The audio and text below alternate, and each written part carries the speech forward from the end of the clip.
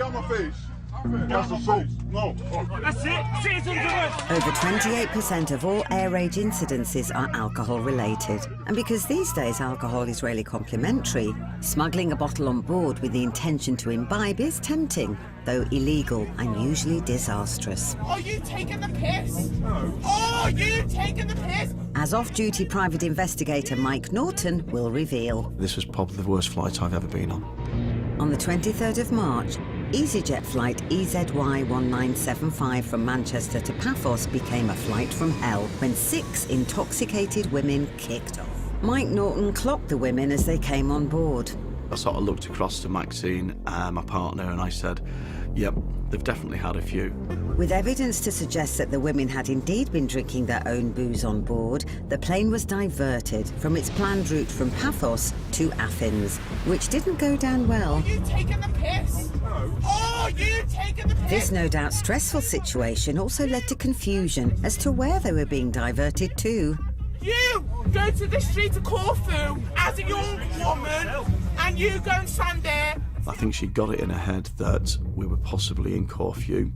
Maybe she didn't listen properly in geography at school. However, this passenger's biggest concern was what might happen to her if ejected from this plane. You're telling me, 23 years of age, to go and stand on the street of Corfu and make a living for myself? She claimed that she would be raped.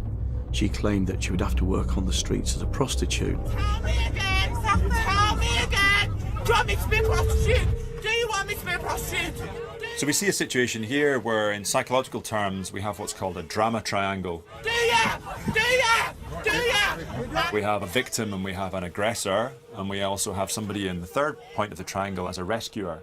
And these dynamics often play out in situations where there's an altercation or there's a disagreement or there's a verbal exchange that's escalating. Folk get pulled into different positions. Make a living for myself when I'm 23. The crew members' attempt to calm the upset passenger fail, so there's only one thing for it.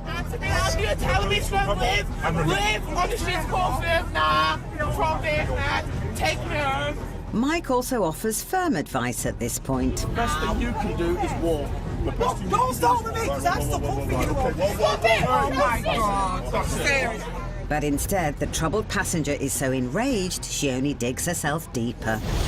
Don't start with me, because I'm still comfy. Stop it! Oh my God. Seriously. Seriously. She got really quite aggressive with all of those who were around who were trying to calm the situation. Get off. What's interesting about drama triangles is that at any point individuals can find themselves in any one of those positions and can move around between positions as well, sometimes without even thinking about it. We see this with the lady who's involved. On one hand, she's being the aggressor, and then she moves to being the perpetrator, then she starts to play the victim as well. What exactly am I wrong? Read me my rights. Read me my rights. What am I wrong? In the end, it transpired that the police had to come on board to physically remove her. I haven't done nothing. I haven't done nothing. There was nobody there that was going to physically touch her. This was something that had to be done as a last call. Read me my rights. Why the f*** you recording me, you ugly bitch? It was almost as if she then broke down, and it was, all I want to do is go home. Please just let me go home. Please tell me, no. What have I done? What have I done?